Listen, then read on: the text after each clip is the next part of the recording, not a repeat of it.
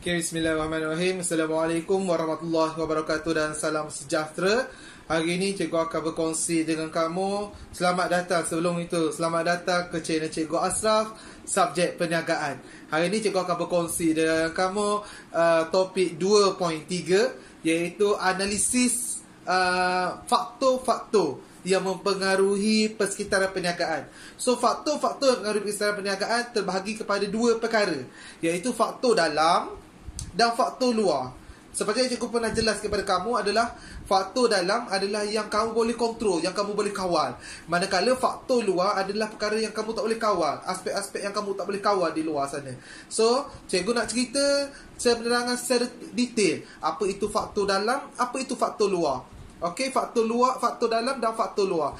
Nah, hari ni penjelasan cikgu ialah berkenaan dengan faktor dalam yang merangkumi gaya pengurusan, gaya pengurusan, sumber manusia, pemasaran, pengeluaran, kewangan, ICT dan yang terakhir R&D. Manakala faktor dalam pula ialah ekonomi, sosial budaya, undang-undang, ekologi, teknologi dan politik. Okey, ada 6 perkara semua sekali. Namun, pembelajaran pada hari ini ialah cikgu hanya nak menyentuh faktor dalam, iaitu gaya pengurusan.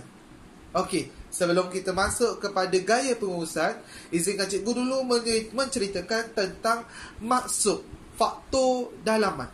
Faktor dalaman ialah faktor-faktor yang memberi kesan, yang dimiliki oleh syarikat, dalam syarikat yang dimiliki oleh syarikat, yang memberi kekuatan dan kelemahan, yang beri kekuatan dan kelemahan dalam sesebuah organisasi. Okey, itu faktor dalam, perkara yang dimiliki oleh syarikat. Okey, so cikgu nak menyentuh tentang gaya pengurusan. Apa itu gaya pengurusan? Gaya pengurusan ialah teknik mengurus sesebuah perniagaan. Teknik mengurus sebuah perniagaan. Macam mana bos kamu, majikan kamu ataupun pengarah urusan ataupun pengurus kamu mengurus perniagaan tersebut. Okey, terdapat 5 gaya yang cikgu akan sentuh di sini. Okey, 5 gaya yang cikgu akan sentuh di sini. Gaya pertama ialah laissez-faire.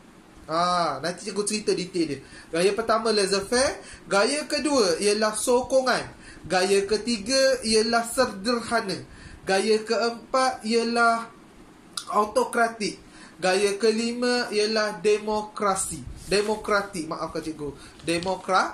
Autokratik, demokratik. Ingat yang tu. Okey. Sebelum cikgu menceritakan tentang 5 gaya pengurusan tersebut, boleh kamu buka page muka surat 100 sehingga muka surat 102 pembelajaran kita hari ini. Pada muka surat 101 ada satu carta yang satu carta graf yang kamu boleh tengok, di mana pada paksi vertikal, alhamdulillah, pada paksi vertikal, okey, pada paksi vertikal ada orientasi pekerja. Orientasi pekerja ada daripada skala 0 sehingga ke skala 9. Pada orientasi pekerja ada skala 0 sehingga skala 9 dekat atas sekali. So, skala ini daripada 0 ke 9 menunjukkan tahap motivasi pekerja, tahap kepuasan hati pekerja.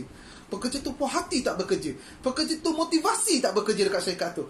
Ini horizontal orientasi pekerja, iaitu motivasi dan tahap kepuasan pekerja. Manakala pada horizontal ni, ni pada horizontal yang mendatar tu, pada horizontal ialah orientasi pengeluaran.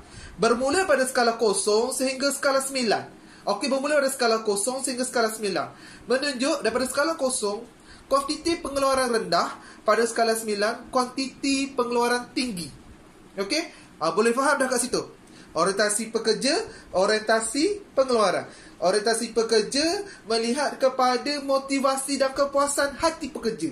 Skala orientasi manakala horizontal, skala orientasi pengeluaran melihat sebanyak mana pengeluaran diproduce. Semakin banyak atau semakin sedikit atau semakin banyak, 0 atau 9. Itu untuk memudahkan kamu faham. Okey, kita pergi kepada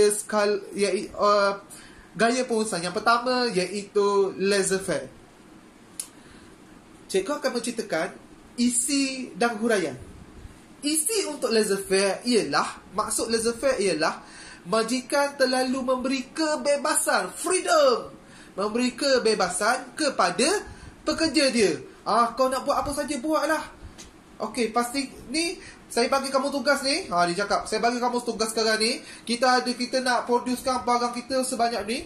Untuk bulan ni, sale kita sebanyak ni. Seperti gambar rajah di belakang, contoh lah kan.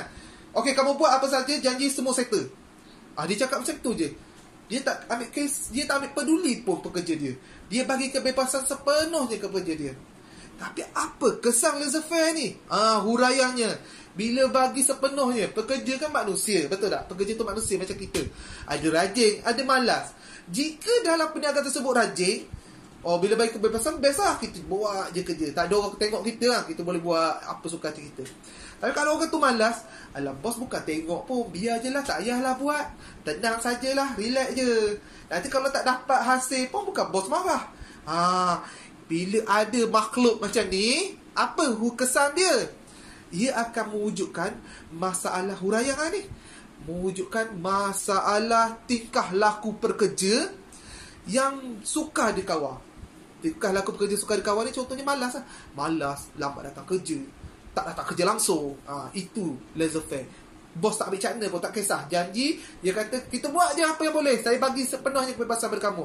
Itu kesan dia.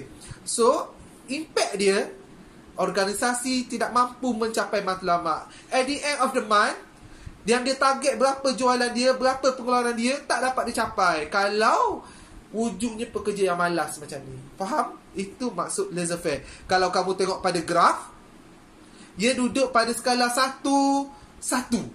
Iaitu orientasi pekerja, motivasi pekerja kurang. Sebab bos tak kisah, motivasi pekerja kurang, 1-1. Pengeluaran pun sikit. Motivasi pekerja kurang, pengeluaran sedikit. Itu maksud laissez-faire. Cikgu nak masuk kepada gaya pengurusan yang kedua, iaitu gaya pengurusan sokongan. Okey, gaya pengurusan sokongan. Ia berada di skala 1-9.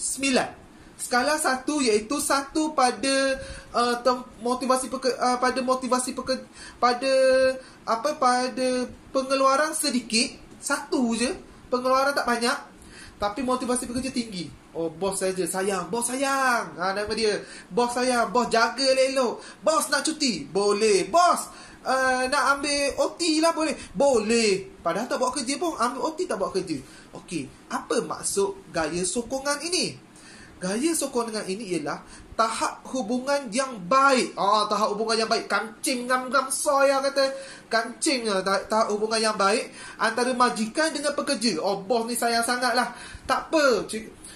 Buat sakit. Hari ni sakit perut lah. Bawa sakit kepala lah. Saya tak boleh buat kerja lah. Boleh tak saya nak lihat? Padahal nak berdating. Cakap macam tu. Last. Kerja haprak, tak ada pengeluaran, tapi motivasi pekerja best. Bos sayang aku, bos sayang kami, bos tak nak marah kami. Itu kesan dia. Gaya sokongan. So, huraiannya ialah wujud risiko kegagalan daripada majikan mempengaruhi pekerja untuk berusaha. Wujud kegagalan dari majikan untuk mempengaruhi pekerja untuk berusaha mencapai matlamat yang ingin dicapai. Bos jaga kebajikan, tapi pekerja buat tahi, buat haprak, tak jaga tak memberikan hasil kepada company tersebut, kepada syarikat tersebut. At the end, pengeluaran sedikit, tapi motivasi tinggi. 1-9, so tak bagus.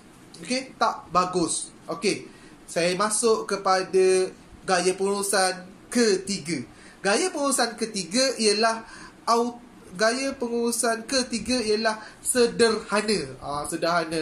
Sederhana ni kalau kamu tengok skala dia 5, kalau kamu tengok koordinasi dia 5-5. Gaya orientasi 5-5 ni kita tengok sini.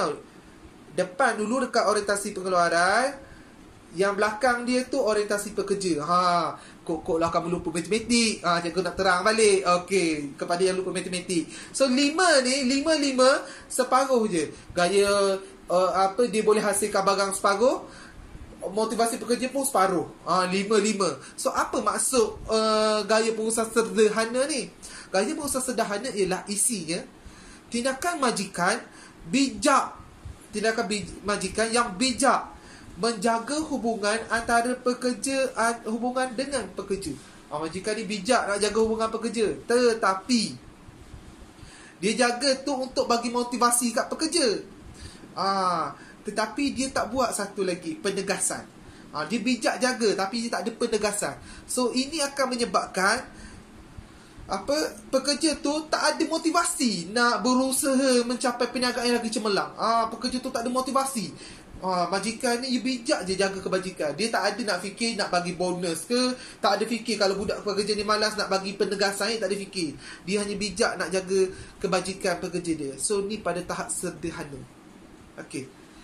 So, ingat anak-anak, kita pergi kepada gaya pengurusan keempat, iaitu gaya pengurusan autokratik. Kalau dengar autokratik ni, takut dengar.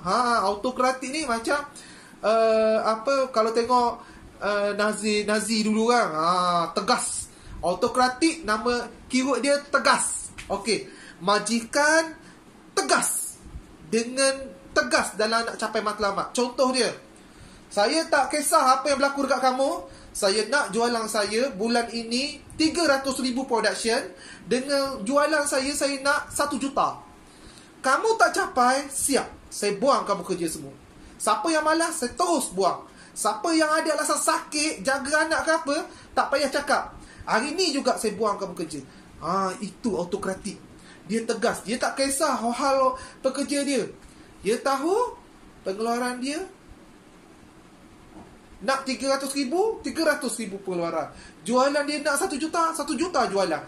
Kau sakit ke, kau penat ke, anak kau sakit ke, tak kisah. Kau tak boleh kerja, kau buang. Rasa tak boleh kerja sini, kau keluar je. Itu pekerja yang majikan yang autokratik, tegas. So kalau kita tengok dekat koordinasi dia, koordinasi pengeluaran 9. Maksudnya pengeluaran tingkat laju gila. Tapi orientasi pekerja dia, motivasi pekerja dia 1 je. Maksudnya pekerja tak motivasi, pekerja tak rela hati mau bekerja, tapi terpaksa bekerja. Sebab terpaksa bekerja, sebab kalau berhenti kerja tak ada kerja lain, contoh dia. So dia terpaksa bekerja. Itu tahap motivasi. Motivasi pekerja tu lemah. Kenapa pekerja tu tak buang, tak keluar cikgu Kalau pekerja tu nak berhenti kerja, ada ke kerja lain? Senang ke nak cari kerja? Susah anak-anak, susah nak cari kerja. So pekerja tu rela lah, tak apalah kena marah pun, kena paksa kerja. Janji cukup bulan aku dapat duit. Itulah otak dia fikir. So dekat situ motivasi dia tak tinggi. Motivasi dia skala 1 je. Tapi production top. Production top. Banyak gila dia boleh hasilkan. Itu autokratik. Bagus ke? Tak bagus sebenarnya. Tak elok. Okey, cikgu nak cerita motivasi gaya pengurusan yang paling terbaik. Apa itu gaya pengurusan paling terbaik? Ianya adalah gaya pengurusan demokratik. Apa itu gaya pengurusan demokratik? Gaya pengurusan demokratik berada pada koordinasi 9-9. 9-9-9. Cikgu dah macam main apa? Gangnam Style dah. 9-9. 9 dekat sini, production dia 9, tinggi.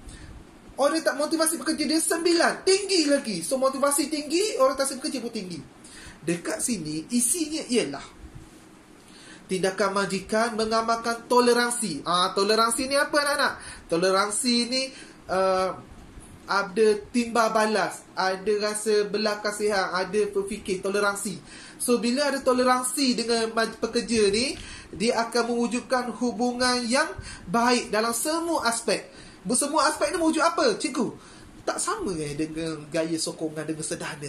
Tak sama gaya sokongan dengan sederhana dalam orientasi demokrasi, dengan gaya pengurusan demokratik ni. Kenapa tak sama? Pada gaya demokratik ni, pekerja bos dia ada toleransi. Contoh dia, bos tengok Abu datang, bos, saya nak minta bantuan sikit, saya nak minta cuti ni, anak saya sakit, anak saya sakit ni, saya perlu jaga. Isteri saya dah jaga dah sebelum ni, saya pula jaga. Boleh ke bos? Okey, disebabkan kamu ni kali pertama, saya lepaskan kamu. Bolehlah balik rumah, jaga anak kat rumah. Bos tu datang pula si Ali setiap bulan ada jawapan anak sakit, tak ada orang jaga, nak cuti saja. Bos dah tengok dah pattern Ali. Sebenarnya anak ni tak sakit sangat pun. Bos dah buat survey dah, dia dah selidik dah rentetan peristiwa Ali minta cuti setiap bulan ni. Bos kata, Ali ni sengaja ni. Dia bukan kes, anak dia bukan sakit ni. Isteri dia suruh rumah, isteri dia dah boleh jaga. Dia sengaja minta cuti. So bos nampak kat situ, bos pun bagi penegasan. Ali, saya dah selidik isu kamu sekarang ni berkenaan kamu selalu cuti setiap bulan. Saya tak nak lagi ni berlaku. Kalau berlaku lagi, saya terpaksa keluarkan satu surat amaran kepada kamu. Ali pun tersentak. Dia pun kata, bos tahu yang aku menipu. So dia pun tahu bos ni, majikan ni tak boleh main-main. Dia tahu yang mana yang betul, yang mana yang salah, yang mana nak bagi cuti, yang mana tak nak bagi cuti, yang mana boleh bagi bonus, yang mana tak boleh bagi bonus, yang mana kena bagi surat penegasan, surat amarah, yang mana tak perlu bagi surat amarah. Bos tahu. So bila dekat situ, motivasi pekerja pun tinggi. Yang rajin ni disokong, yang malas ni ditegaskan dengan penegasan, bagi surat amaran ke, bagi denda ke, tolak gaji ke. Pekerja ni ada motivasi yang tinggi. Maka pengeluaran pun skala 9. Motivasi skala 9, pengeluaran skala 9. So efek dia apa? Huraiannya ialah majikan dapat mempengaruhi pekerja untuk mencapai matlamat yang ingin dicapai.